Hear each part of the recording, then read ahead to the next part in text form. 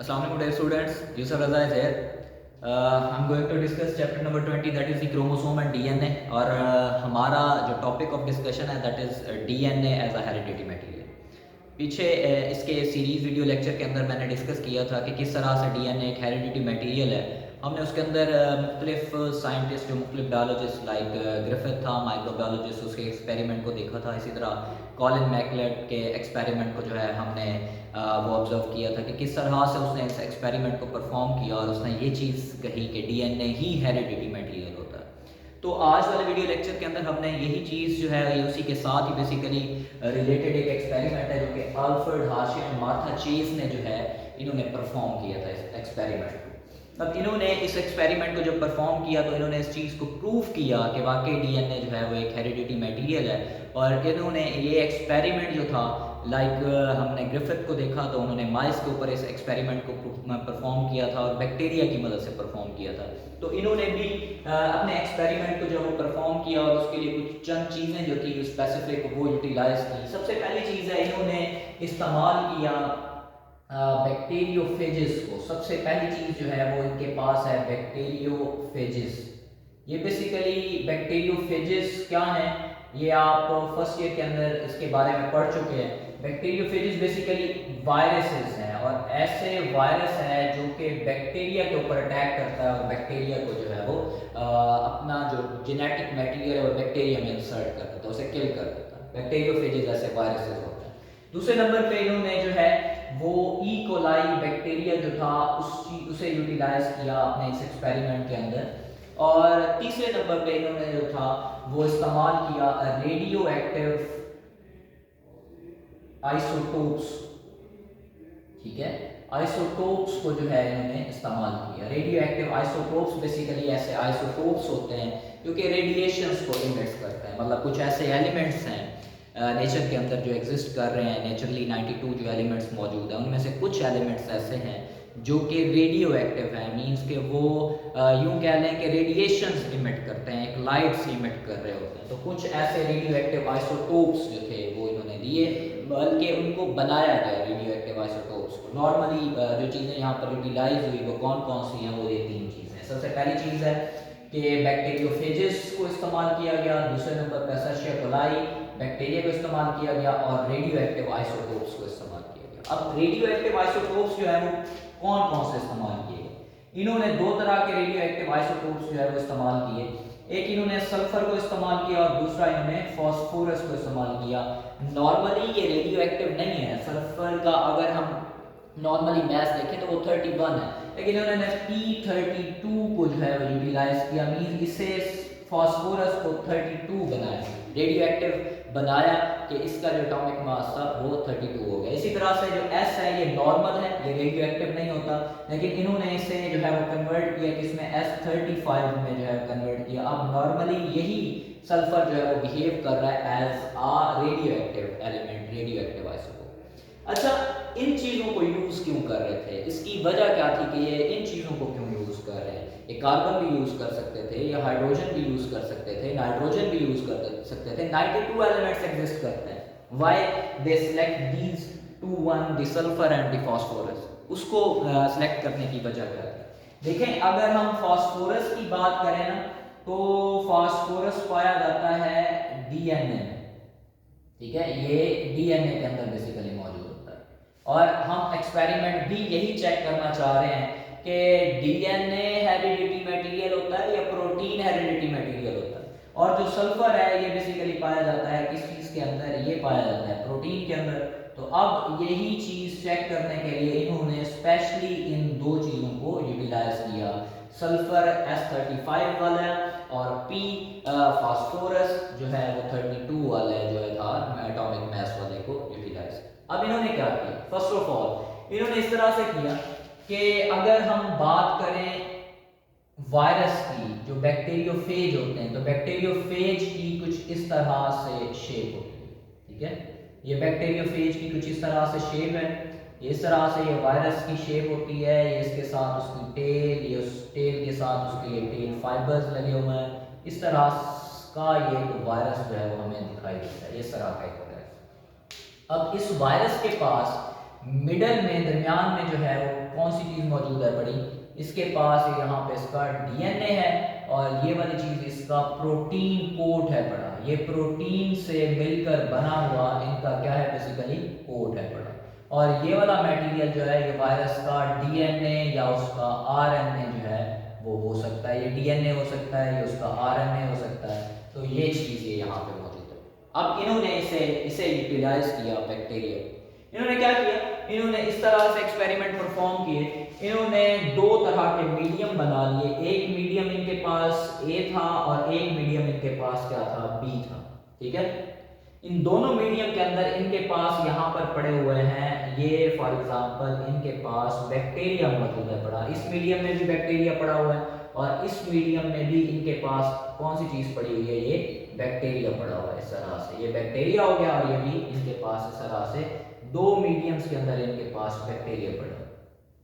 ठीक है, अब इन्होंने क्या किया, इन्होंने ये जो वायरस था, ठीक है, कुछ वायरस इन्होंने ऐसे थे जिनको इन्होंने ग्रो करवाया, जिनके पास इन्होंने शामिल कर दी किस चीज को, P32 को शामिल कर दिया। ठीक है, कुछ वायरसेस ऐसे थे जिनमें इन्होंने किसको शामिल कर दिया, S35 को शामिल कर दिया। ठीक है, अब देखें S35 एक रेडियो एक्टिव आइसोटोप है और P32 भी एक रेडियो एक्टिव। इन्होंने रेडिएशन इमिट करनी है, इन्होंने रेडिएशन जो है वो शो करनी है। अब एक चीज उन्होंने ऑब्जर्व की, वो ये चीज थी कि इन्होंने ना यहाँ पे भी कुछ वायरसेस जो थे वो इसके ऊपर जो है वो शामिल कर दिए। और ये वायरसेस जो है ताकि ये बैक्टीरिया जो है ये क्या कर सकें, ये वायरस इस बैक्टीरिया को इन्फेक्ट कर सकें। यहाँ पे भी कुछ वायरसेस जो थे वो इसके साथ शामिल कर दिए। ये यहाँ पे कुछ वायरस आ गए, ये यहाँ पे कुछ छोड़ दिए और कुछ यहाँ पे जो है वो इसके ऊपर जो है वो इंजेक्ट करवा। अब देखें, मैंने कहा इन्होंने दो तरह के वायरस बनाए। एक वायरस इन्होंने ऐसा बनाया, ये फॉर एग्जांपल ये इन्होंने एक वायरस बनाया, ये वाला एक वायरस इन्होंने ऐसा बनाया जिसको इन्होंने दी P32। और P32 हमेशा कहाँ पे शामिल होता है, हमेशा मैंने बताया जो फास्फोरस है वो किस में शामिल होती है, इनके डीएनए में। तो डेफिनेटली इनके डीएनए में यहाँ पर कौन सी चीज शामिल हो गई होगी, P32, जिसकी वजह से इनका डीएनए यहाँ से रेडिएशन इमिट कर रहा होगा। इसके डीएनए को देखा जाए तो इसका डीएनए यहाँ पर रेडिएशन इमिट कर रहा है। और दूसरे को इन्होंने दे दिया, दूसरा जो वायरस बनाया उस दूसरे वायरस को इन्होंने दे दी जनाब कौन सी चीज, दैट इज दी S35। ये दे दिया S35। और हमेशा सल्फर जो है वो कहां पर जाता है, सल्फर हमेशा इनके प्रोटीन में होता है। और अभी मैंने बात की कि प्रोटीन से इनका ये बाहर वाला कोट बना होता है। दैट मींस कि अब रेडिएशंस कौन इमिट कर रहा है, ये यहां से बाहर वाला प्रोटीन का कोट रेडिएशन इमिट कर रहा है। ये चीज पहले कौन रेडिएशन यहां पर इमिट कर रहा था, ये इनका डीएनए यहां से रेडिएशन इमिट कर रहा था। तो ये चीजें जो है ये आप लोगों को होप्स हो ये क्लियर हो गई। जो फास्फोरस है वो उसके डीएनए में शामिल हुआ है और डीएनए रेडिएशन इमिट कर, और जो इनके पास सल्फर है वो इनके प्रोटीन कोट में शामिल है, वो इनका प्रोटीन कोट बाहर से रेडिएशन इमिट कर। इन दोनों ने यहाँ पर इन दोनों वायरसेस को दो कैटेगरीज बनाई, कैटेगरी ए और कैटेगरी बी। अब इस कैटेगरी ए में इन्होंने जिस वायरस को शामिल किया वो कौन से थे, S35 वाले थे, यहाँ पे शामिल कर। और यहाँ पर जो वायरस शामिल किए वो कौन से थे, P32 वाले वायरस। जब ये शामिल किए डेफिनेटली हम लोग जानते हैं कि वायरस अपना डीएनए, ये मीडियम के अंदर पड़े हुए हैं, वायरस अपना डीएनए जो है वो इसके अंदर यहाँ पर शामिल कर देगा बैक्टीरियल डीएनए के साथ यहाँ पे। और इसी तरह से यहाँ पे भी क्या होना है कि वायरस ने जो ऊपर मौजूद है अपना डीएनए इसके अंदर शामिल कर देना है बैक्टीरिया के डीएनए के पास, और प्रोटीन कोट बाहर रह जाना है। यहाँ पे भी प्रोटीन कोट क्या है कि बाहर मौजूद है पड़ा, वो अंदर शामिल नहीं हुआ, वो बाहर है। यहाँ पे भी क्या है, प्रोटीन कोट बाहर है पड़ा, वो अंदर शामिल नहीं हुआ। देखें अब फास्फोरस जो है ना वो किस में शामिल थी, यहाँ पर इनके इधर इनके डीएनए में शामिल थी, इस जगह पे फास्फोरस। और जो सल्फर है वो कहां पर शामिल है पड़ी, वो इनके बाहर यहाँ पर प्रोटीन कोट में शामिल है पड़ी, वो इसके डीएनए में यहाँ पर इसके अंदर जो है वो मौजूद नहीं है। डीएनए में मौजूद नहीं। अब देखें ये सल्फर जो यहाँ से रेडिएशन इमिट कर रहा था वो बाहर मौजूद है था, वो अंदर शामिल नहीं हुआ, जबकि यहाँ पर जो फास्फोरस है वो रेडिएशन इमिट कर रहा है और वो इसके अंदर शामिल हो चुका है। तो जब इन्होंने ये चीज देखी कि यहाँ पर फॉर एग्जांपल इनके पास इन्होंने ये मीडियम बनाया हुआ है, इधर भी इन्होंने ये मीडियम बनाया हुआ है, तो इन्होंने ये चीज ऑब्जर्व की कि इधर जो रेडियो एक्टिव आइसोटोप्स हैं या जो रेडिएशंस हैं वो इन्हें कहां पर मिल रही थी, जो इनको बेसिकली रेडिएशंस थी वो कहां पर मिल रही थी, यहां पे इधर मीडियम में मिल रही थी। कहां पे मिल रही थी?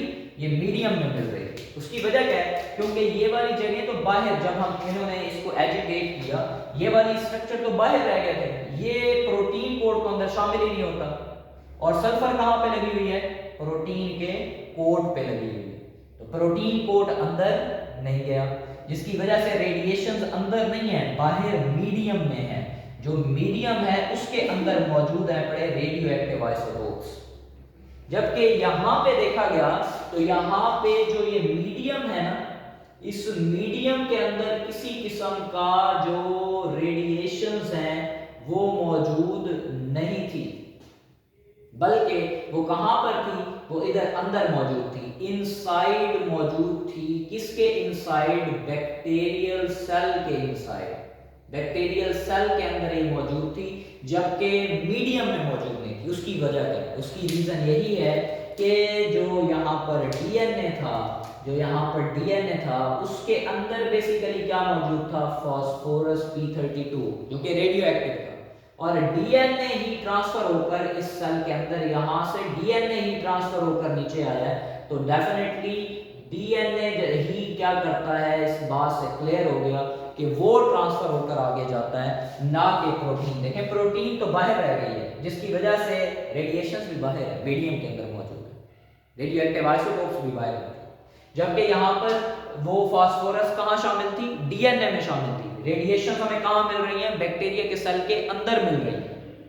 तो इस तरह से इन्होंने इस चीज को प्रूव किया।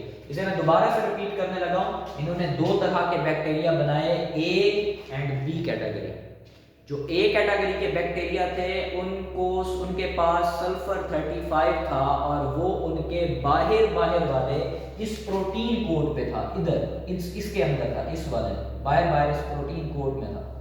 जबकि जो बी कैटेगरी के वायरस थे इनके पास जो फास्फोरस था वो इनके अंदर शामिल था, इनके डीएनए में शामिल था, इस जगह पे शामिल था अंदर। इन्होंने इन दोनों को बैक्टीरिया को इन्फेक्ट करवाया। अब डेफिनेटली जो प्रोटीन का कोट होता है ये बाहर रहता है, ये अंदर नहीं जाता, ये बाहर मौजूद थे दोनों। अब देखें प्रोटीन कोट बाहर है, ये भी बाहर है और ये भी बाहर है, इसका डीएनए इसका भी अंदर चला गया और इसका भी अंदर चला गया।